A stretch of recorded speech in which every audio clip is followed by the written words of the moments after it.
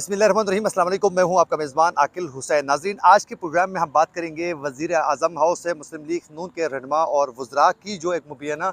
Audio जो leak हो चुकी है, उसकी हकीकत क्या है और उस ऑडियो लीक में क्या कुछ अहम इश्यूज़ पर डिस्कस किया गया है, उसकी मुकम्मल तफ़सीलात आज के प्रोग्राम में आप तक पहुँचाने की पूरी कोशिश करेंगे।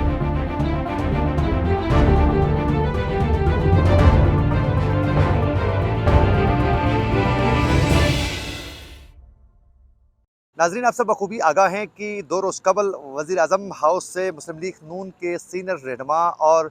कुछ वज़रा की एक मुबैना ऑडियो जो है वो लीक हो चुकी है। उसमें कुछ अहम इश्यूज़ पर डिस्कस किया जा रहा है। उस ऑडियो में सुना जा सकता है, उसमें वज़ीर आज़म पाकिस्तान शहबाज शरीफ की आवाज़ से और राना सनाउल्लाह उसमें उनकी भी आवाज़ है और वज़ीर दिफ़ा ख्वाजा आसिफ और साबिक़ स्पीकर कौमी असम्बली सरदार अयाज सादिक समेत दीगर रहनुमाओं की आवाज़ें उसमें शामिल हैं। और ये जो ऑडियो जो लीक हो गई है, उसमें 3-4 अहम इश्यूज़ पर डिस्कस किया जा रहा है।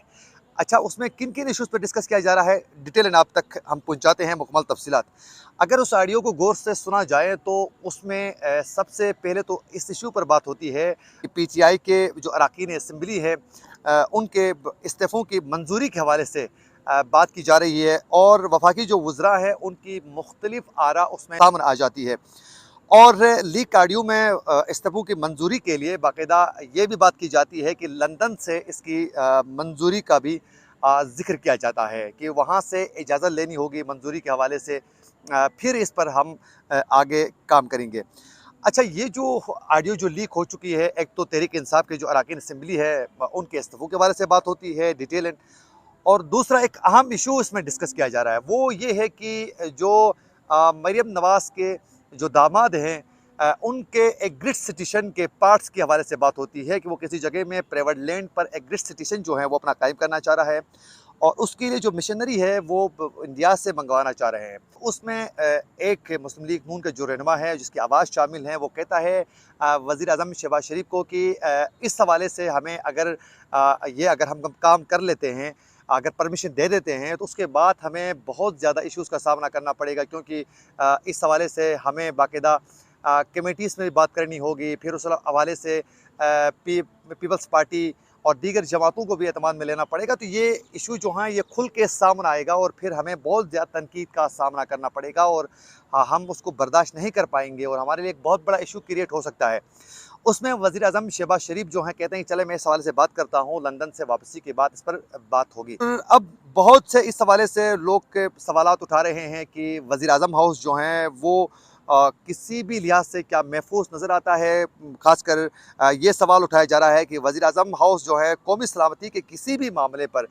इजलास बुलाने के लिए क्या वज़ीर आज़म हाउस जो है वो महफूज होगा। और ये भी कहा जा रहा है कि आने वाले वक्त में क्या वज़ीर आज़म पाकिस्तान जो है वो पॉलिसी साजी के लिए इन कैमरा इजलास के लिए भी मुतमिन होंगे, क्योंकि ज़ाहिर है ये जो ऑडियो जो लीक हुई है ये आप सुन सकते हैं, उसमें कहीं भी ऐसा नहीं लगता है कि 2 बंदे बैठकर फ़ोन में बात कर रहे हैं, ऐसा नहीं है, बल्कि ऐसा लगता है कि वो किसी जगह में कोई डिवाइस रखा गया है, उसके ज़रिए रिकॉर्ड की गई है, या तो फिर ऐसा हो सकता है कि वही उस मीटिंग में बैठे हुए जो लोग हैं उनमें से कोई जानबूझ के इसको रिकॉर्ड करके फिर बाद में पब्लिक की गई हो। अब उसमें ये भी हो सकता है कि शहबाज शरीफ का जो खासकर ग्रुप है वो मुमकिन है मरियम नवाज़ के लिए एक मुश्किल क्रिएट करने के लिए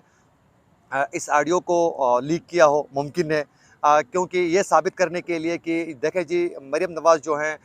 एक पब्लिक ऑफिस होल्ड नहीं करती है, उसके बावजूद भी पीएम हाउस के अंदर भी कई मामलात पर मुदाखलत करती है और अपने ज़ाती काम निकालने की कोशिश करती है। वो मुमकिन है उसकी हकीकत को आवाम के सामने लाने की कोशिश हो, तो ये भी हो सकता है। यानी कॉल रिकॉर्डिंग नहीं है ये। अब ये सामने आने के बाद एक तो सबसे बड़ा इशू ये आ रहा है कि सबसे पहले अगर बात की जाए तो पीएम हाउस की जो सिक्योरिटी है उसके ऊपर बहुत ज़्यादा सवालात उठ रहे हैं कि एक पीएम हाउस जो है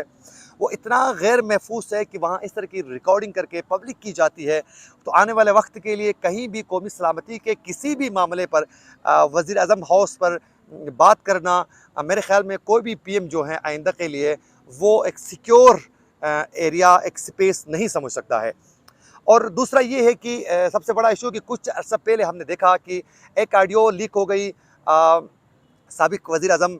इमरान खान की जो अहलिया थी बुशरा बीबी की एक ऑडियो लीक हुई मुबैना तौर पर, और कुछ और भी ऑडियोज़ जो हैं वो लीक हो चुकी हैं। अब जब वो ऑडियोज़ लीक हो गई तो तहरीक इंसाफ के जो रहनुमा थे उनकी जानिब से बरमला कहा गया कि ये बुनियादी हुकूक की वायलेशन है, ये इल्लीगल है, ये रिकॉर्डिंग कौन करता है, ये इस तरह के ऑडियोज़ कौन पब्लिक कर रहा है और इसकी वजह क्या है, इसके पीछे कौन है। तरह तरह के सवालात उठाए गए और ट्विटर समेत सोशल मीडिया में इस पर भरपूर तरीके से आवाज़ बुलंद की गई और इसको इंसानी हुकूक की वायलेशन करार दे रहे थे तहरीक इंसाफ के तमाम रहनुमा। अब अफसोस का मकाम ये है कि अपने उस मौक़िफ़ से यू टर्न लेकर इस वक़्त पीटीआई के भी सीनियर रहनुमा जो है इसको